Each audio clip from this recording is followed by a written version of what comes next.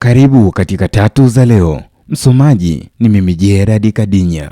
Rais wa Jamhuri ya Muungano wa Tanzania Daktari Samia Suluhu Hassan amemteua Asha Baruku kuwa mkurugenzi mkuu wa Shirika la Utangazaji Tanzania TBC. Uteuzi huo ulitangazwa Julai 14 na Katibu Mkuu Kiongozi Balozi Daktari Moses Kusiluka.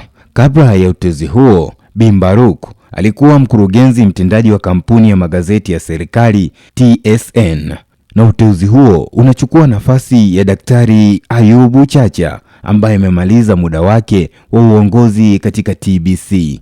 Uteuzi huo unaanza kutekelezwa mara moja, ikiwa ni sehemu ya mabadiliko ya uongozi katika taasisi za umma yaliyofanywa na rais.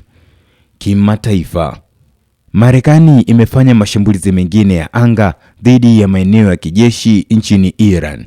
Kwa mujibu wa taarifa iliyotolewa na kamandi kuu ya jeshi la Marekani CENTCOM siku ya Jumanne, mashambulizi hayo yamefanyika baada ya Marekani kurejesha vizuizi vya kijeshi vya baharini katika bandari za Iran kufuatia madai kwamba nchi hiyo ilishambulia meli za kibiashara zilizokuwa zikivuka mlango wa Hormuz. Maafisa wa Marekani wamesema operesheni hiyo imelenga kudhoofisha uwezo wa kijeshi wa Iran na kulinda usalama wa njia za kimataifa za usafirishaji wa baharini katika Ghuba.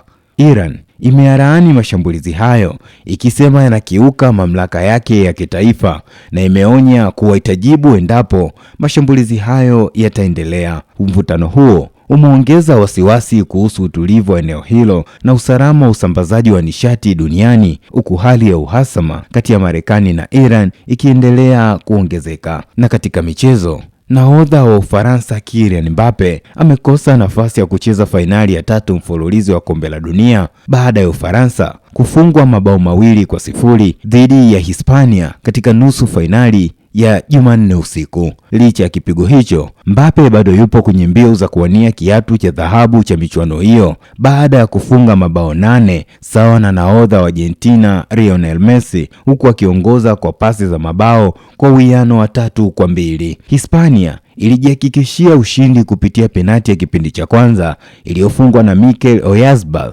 kabla ya kudhibiti mchezo na kutinga fainali ya kombe la dunia. Sasa Ufaransa itacheza mechi ya kuwania nafasi ya 3 dhidi ya mshindi wa nusu fainali kati ya Argentina na England, huku Hispania ikisubiri mshindi huyo katika fainali ya kombe la dunia. Na huu ndio mwisho wa tatu za leo, na msomaji wako ni mimi Gerard Kadinya.